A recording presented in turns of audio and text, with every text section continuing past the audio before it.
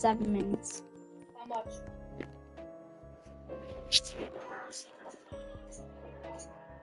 Video shows a teenage boy breaking down in court after being sentenced to life in prison for a he didn't commit. He had taken the blame, believing that because he was underage, he would only face a few years behind bars. Instead, the judge handed down life without parole. The accusation came from his own sister, Christy, with her husband, and blamed her younger brother, Tyler. Despite his age, the court treated the crime as too severe for leniency, and he was sent to a major juvenile correctional facility. But his mother, Sharon, refused to give up. With a defense attorney, she uncovered serious flaws in the investigation and a lack of proper forensic evidence. In 2007, the conviction was overturned, and Tyler was granted a retrial. At the second trial, new evidence pointed to Christy as the real killer. She refused to testify, but Tyler's father revealed she had previously spoken about wanting her husband dead and asked about the insurance payout. This time, the jury saw the truth. Tyler was acquitted and released. Christy was later sentenced to life without parole. Video shows a teen. 6 minutes, guys. Just I'll make sure that my kid doesn't lie.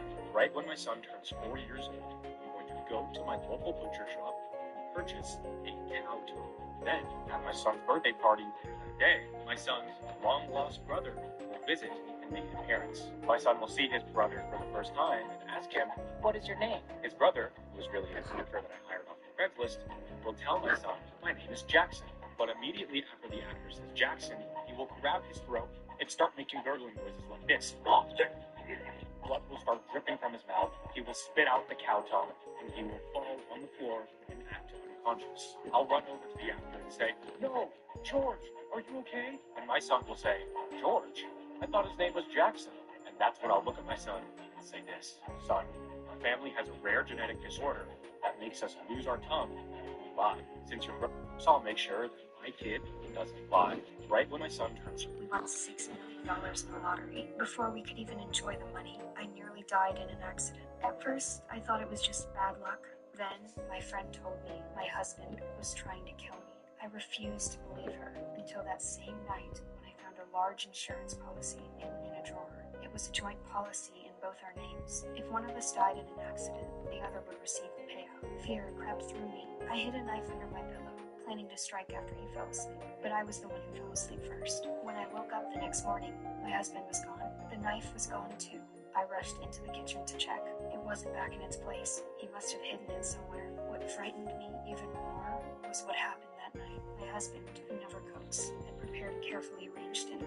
He even poured me a glass of wine. My fear developed. When he wasn't looking, I quietly poured the wine onto the floor. Then he handed me an envelope. Inside were 2 tickets to a resort hotel. I thought it was a romantic gesture. My friend insisted it was the perfect place to stage an accident. At the same time, he seemed to be growing suspicious of me too, to protect himself. At the same time, Here we go. Oh, look how cute you were. Amy, please, of course I